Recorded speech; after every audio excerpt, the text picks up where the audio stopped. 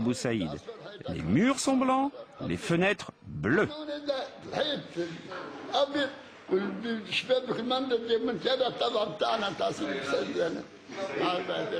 Au revoir, la paix est avec toi.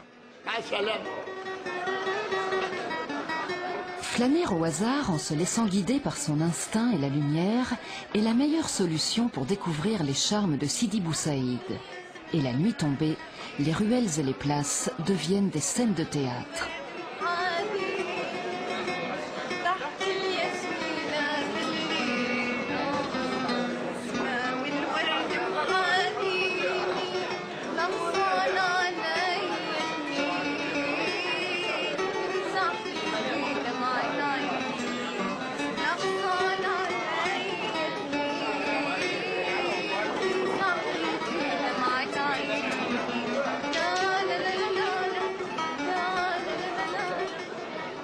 Lorsque l'on a découvert la lumière caressante qui baigne Sidi Boussaïd, il n'est pas difficile d'imaginer que ce village a attiré de nombreux peintres comme Paul Klee. Mahmoud Sihili, artiste peintre tunisien, justement nous parle de sa lumière. C'est vrai que je fais la lumière, c'est vrai que j'aime la faire. Je sens des sensations fortes pour la lumière. Pour moi, j'ai trouvé des murs, j'ai trouvé des choses pour pouvoir passer toujours. Donc je me suis dit un beau jour comment ça se passe. Et un jour j'ai trouvé ce tableau avec lequel j'ai passé le concours de l'école des Beaux-Arts à Paris. On s'est représenté à ce concours 4000 personnes et on était reçus 70 personnes. J'étais parmi les premiers donc avec cette toile. Alors je l'ai trouvé il y a une quinzaine de jours, enfoui dans la cave, tout ça. Et je regardais, je l'ai essuyée, je regardais, puis j'ai trouvé qu'elle était lumineuse. Et à ce moment-là, j'ai dit, mon Dieu, c'est vrai ce qu'on raconte, finalement, on apporte quelque chose avec soi. On n'apprend pas tout. C'est pas vrai que la technique, l'évolution, je ne sais quoi, on porte une sorte de quelque chose en soi qui donne cette chose magnifique qu'on appelle la spontanéité. Et cette spontanéité, c'est le style de quelqu'un, c'est la manière de quelqu'un de dire quelque chose. Et cette lumière habite en moi, c'est peut-être le don dont on parle.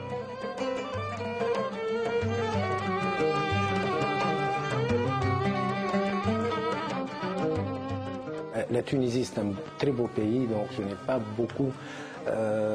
L'inspiration vient tout de suite et enfin je veux dire facilement.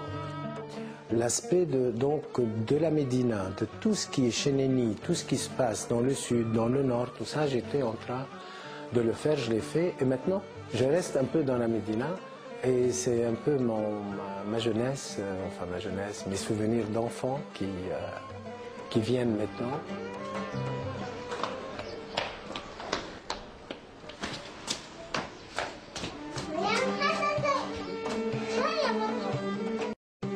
Comme le Café des Nattes en témoigne, les nattes font partie du mobilier traditionnel de la maison tunisienne et remplaçaient chaises et fauteuils.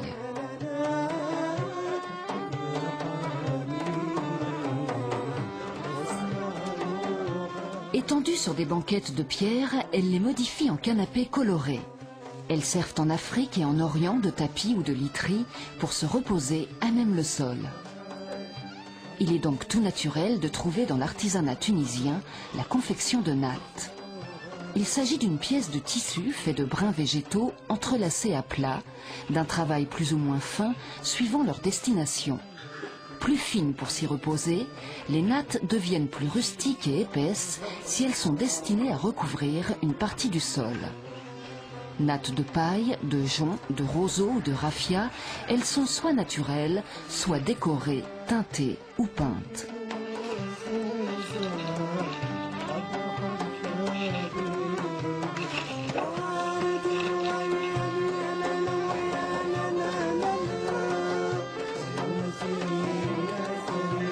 Les coloris s'obtiennent à partir de produits naturels que l'on met dans l'eau chaude.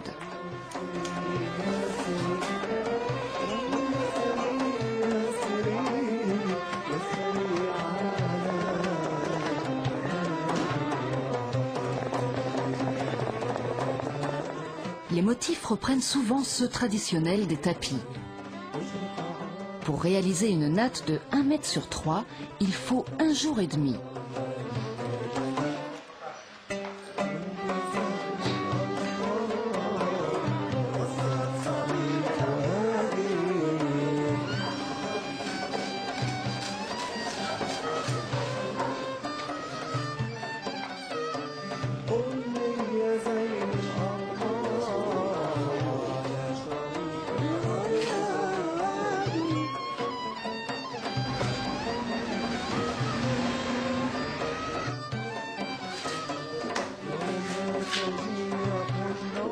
plus en plus, les touristes en font acquisition et s'en servent de tapis de sol ou de plage.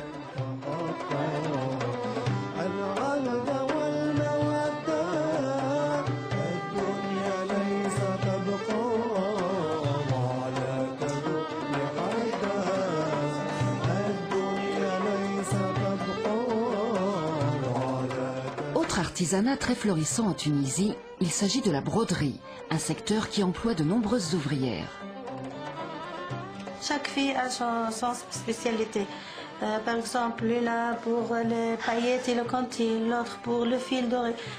Pour elle, c'est-à-dire elle prend l'habitude de la même chose et pour moi ça devient plus rapide. On devient brodeuse, on apprend par les parents comme ça. Je trouve maman, elle brode presque tous les membres de la famille, alors on l'apprend comme ça. 7-8 ans maximum. Alors j'ai commencé à broder. Pour réaliser un costume traditionnel, il faut au minimum 5-6 mois. Le costume pèse lourd. Il faut moins de 2 kilos de métal. Le tissu, tout, ça pèse lourd. On a une seule couleur pour la première costume comme ça, brodée toute dorée. On a une seule couleur pour tous les gens, c'est le noir. Les prix des fers, ça dépend des dessins. Il y a des dessins qui sont trop entassés, des dessins très jolis, beaucoup de dessins. Ça coûte cher. Minimum, le costume coûte 4 millions, 5 millions.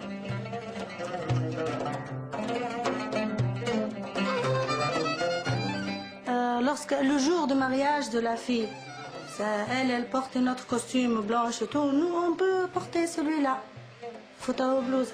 Par exemple celui-là, jebba akri, 2 jours avant le jour de mariage. L'outil c'est 1 jour avant le jour de mariage.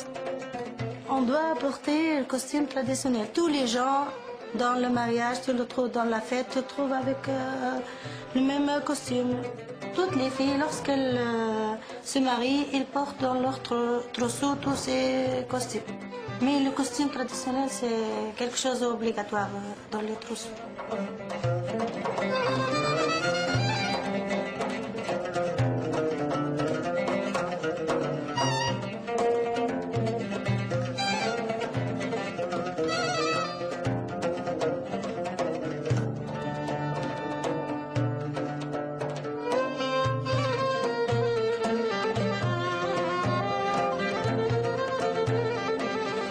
Si le savoir-faire essentiellement féminin de la broderie s'approche de celui des créateurs de mode, une autre branche de l'artisanat, la sculpture sur pierre, est un art nécessaire à la restauration des monuments historiques.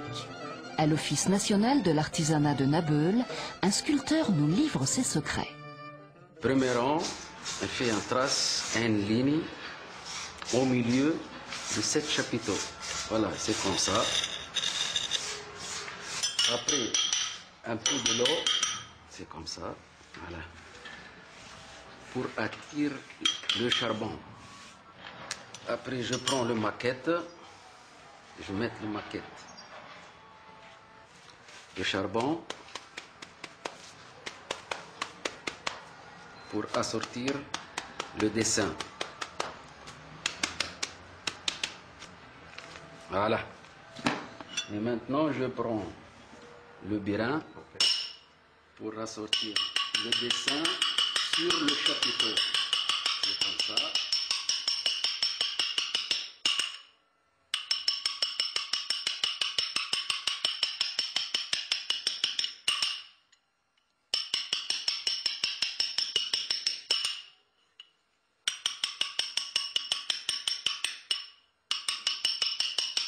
C'est un pied, t'inquiète.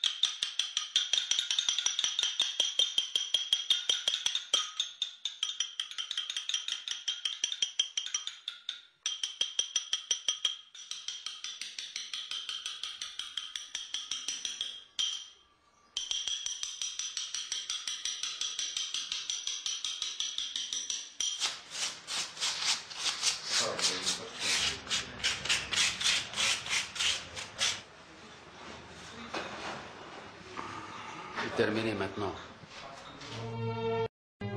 En Tunisie, 3000 ans d'histoire vous contemplent.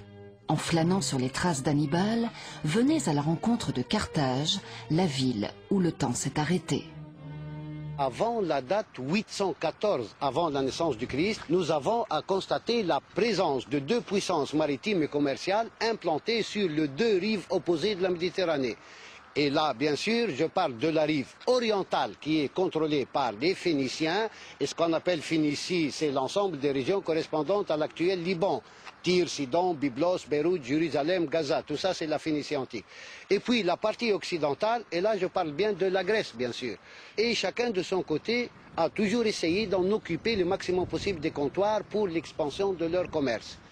Alors, après une très profonde étude du climat, richesse de la région, importance stratégique de Carthage vis-à-vis de la mer, que les Phéniciens ont décidé la fondation en 814 avant la naissance du Christ. Installés ici, ces Phéniciens, tellement dérangés par les Grecs en face d'eux, ils essayaient par n'importe quel moyen de pouvoir venir à bout de Grecs. Et bien sûr, après des contacts entre Carthage et l'Étrurie, ce qu'on appelle l'Étrurie, c'est les régions de l'Italie du Nord, Toscane et Florence aujourd'hui. Avec les Étrusques, les Carthaginois ont conclu une alliance militaire et par cette alliance, ils sont parvenus à repousser les Grecs vers les îles Baléares et c'est Carthage qui prend le contrôle de la Sicile, Sardaigne et la Corse en même temps. Bien sûr, les Romains de leur tour, après leur installation sur leur ville, se sont trouvés coincés par les Carthaginois qui les cerclaient presque, vous voyez, et là nous abordons ce qu'on appelle les guerres puniques. Alors, 3 guerres qui ont opposé Rome à Carthage, dont Carthage malheureusement était perdante dans 3 reprises, et sur le ravage, destruction systématique de Carthage. Carthage a été détruite, la ville incendiée, population dispersée, très peu de choses qui ont subsisté. Au détour de chaque pierre, l'émotion est intense.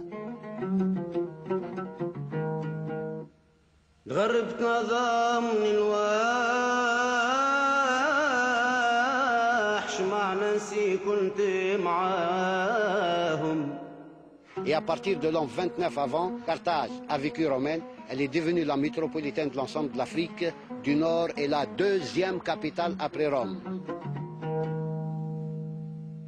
غربت نظامني الوحش مع ناسي كنت معاهم 698 exactement, la prise de Carthage par la conquête arabo-musulmane. À partir de cette date, et là c'est atroce pour Carthage, jusqu'à la fin de l'Antiquité, Carthage a servi comme carrière de pierre et de marbre. Et c'est pour ça qu'on ne voit pas de monuments debout. On n'a que des fondations et parfois même pas.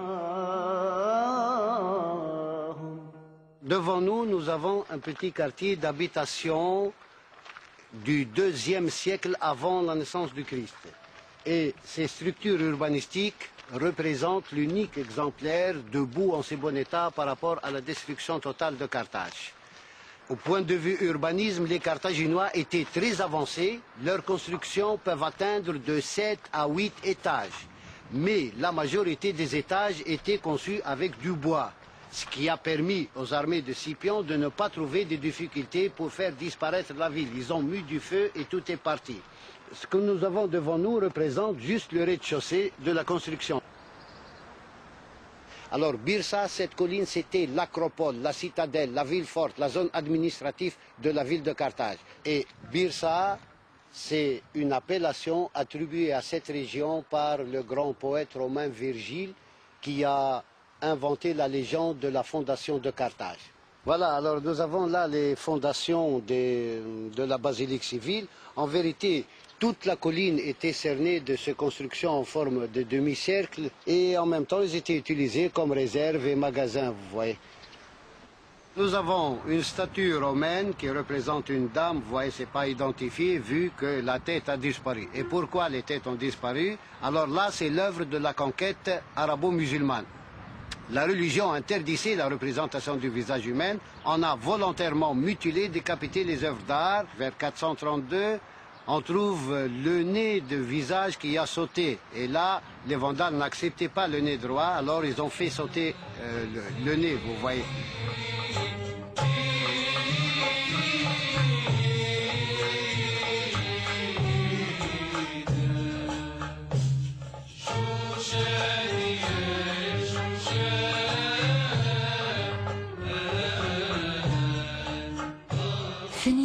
Carthaginois et Romains ont ainsi marqué cette terre de leurs chefs-d'œuvre.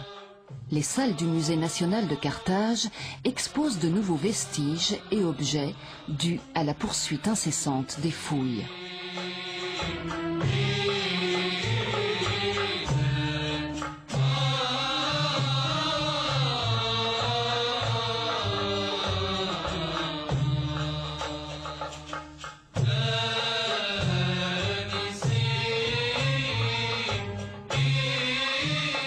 Les masques en céramique ou en terre font partie des objets traditionnels.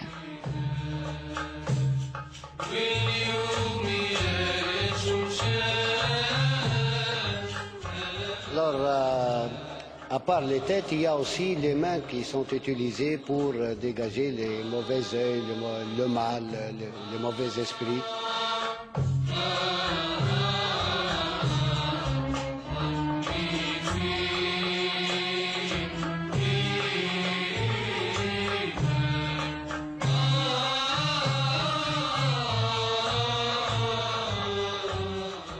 Les Romains ont construit les voûtes, construction en forme de demi-cercle, à base de ces simples petits tubes en terre cuite, vous voyez, et ils s'emboîtent les unes dans les autres, vous voyez, d'une façon qu'on peut obtenir un arc.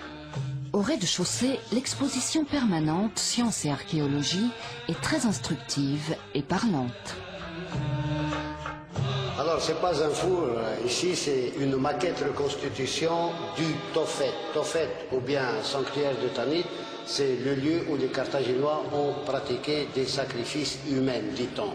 Mais la vérité, c'est que vraiment les Carthaginois ont pratiqué des sacrifices humains, mais ce ne sont pas des enfants volontairement massacrés. Alors, qui c'est ces enfants?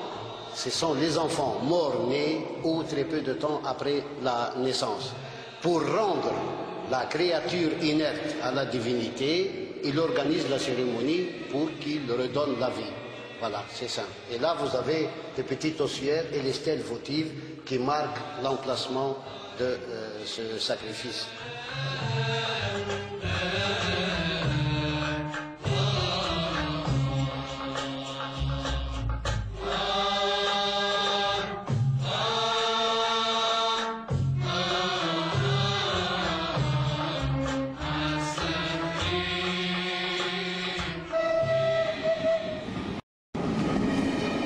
Après un véritable bain d'histoire, rien de tel qu'une promenade au bord de la plage afin de profiter de cette longue étendue de sable fin qui s'étire langoureusement jusqu'à Sousse.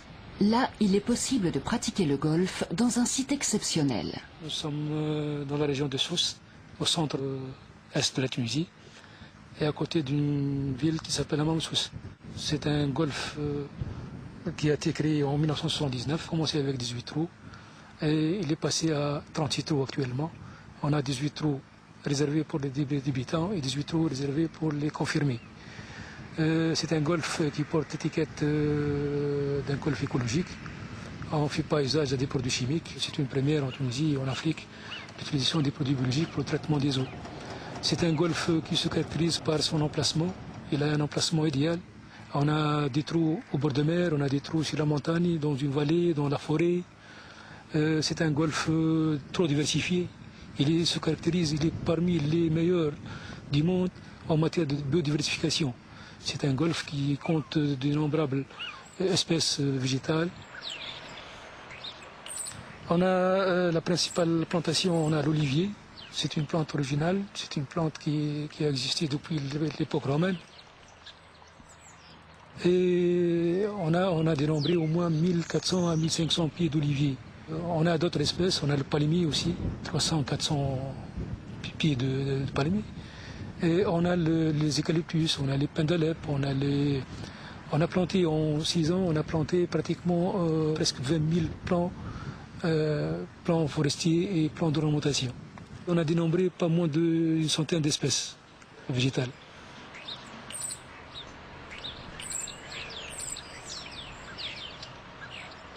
On a des cactus. On a des lauriers, des hibiscus, des plantes d'ornementation, des plantes forestières.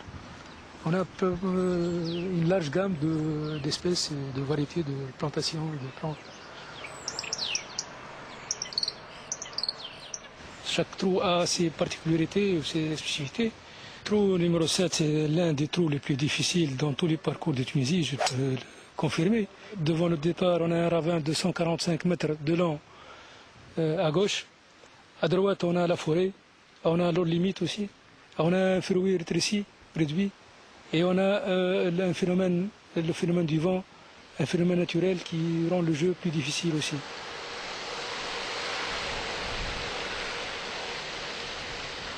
On a des trous aussi, le trou numéro 15 qui est à côté du Grand Lac.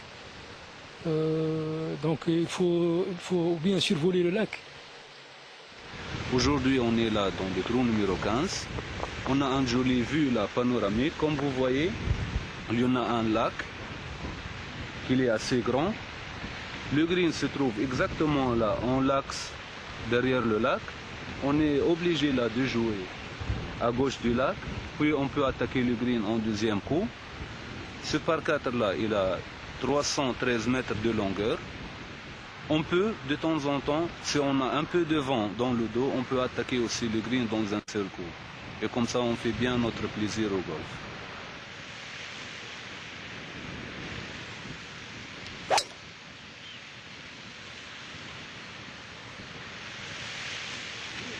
Elle est où? Dans le green.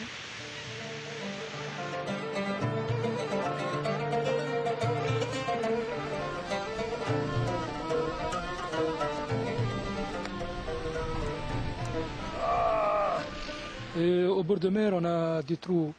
On a le trou 16 qui est juste au bord de mer. Si on rate, on est sur la plage. Donc il faut bien soigner son drive, son coup. On a le trou 17 qui est très long.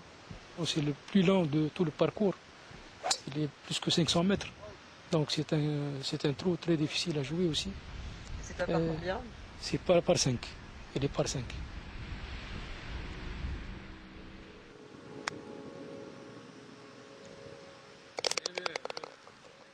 La particularité du golf Frontawi, c'est, d'après son dessin et sa conception, il convient à tous les niveaux de golfeurs. Donc, il peut faire reproduire le débutant aussi bien que le confirmé.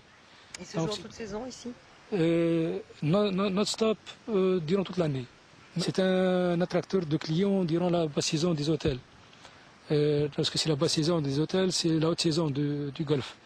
Donc, vu les conditions climatiques en Europe, vu les conditions climatiques dans les pays scandinaves, ils sont obligés de choisir une destination. On ne peut pas trouver mieux que de choisir la destination en Tunisie. Si la région de Sousse, comme celle de Nabeul et Hammamet, possède une structure hôtelière exceptionnelle, à proximité de Tunis, l'hôtel The Residence est sur le plan confort, luxe et architecture l'un des plus réussis de la région.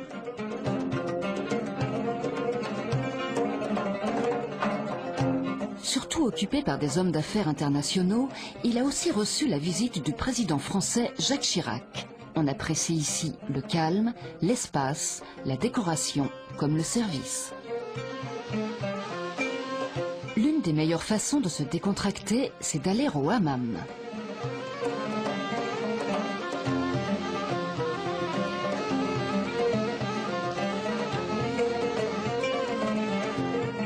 Une autre, c'est de rêver dans un de ces merveilleux salons.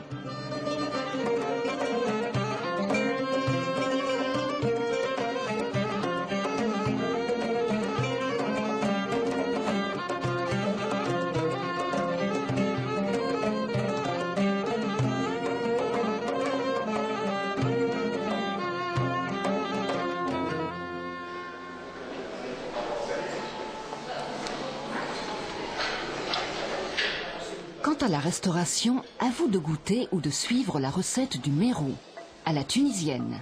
Ici, le chef est une femme.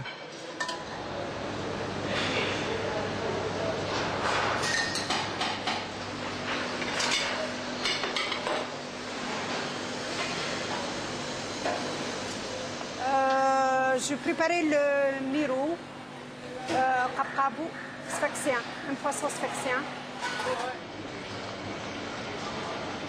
ملح فلفل اكحل كركم فلفل زينه تابل ça c'est le miro. هذايا ليمون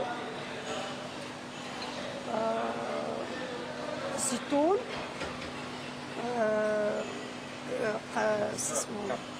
قاب زيتون أكحل وفلفل un peu de sel pas beaucoup parce que tout salé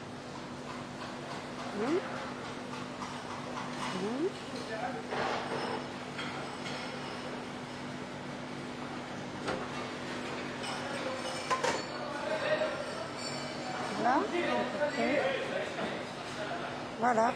Alors, après, je remets dans la sauce. Voilà. Ça, c'est la sauce. Ça, c'est sauce poisson. Tomate, de l'huile, et poivre, sel, etc.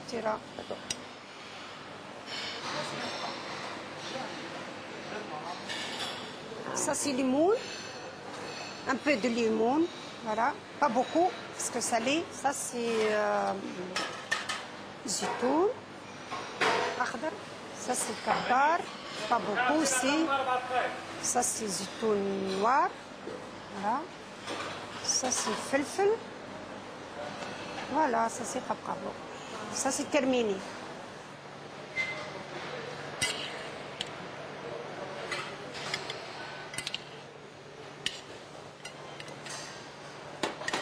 Ça, c'est pommes de terre. Voilà, ça, c'est terminé. Il ne reste plus qu'à déguster.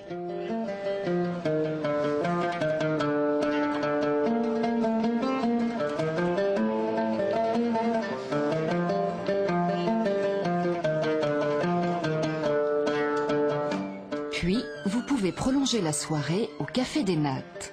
Au bout du grand salon, une copie de celui de Sidi Bou Saïd a été parfaitement reconstituée pour le plaisir des clients.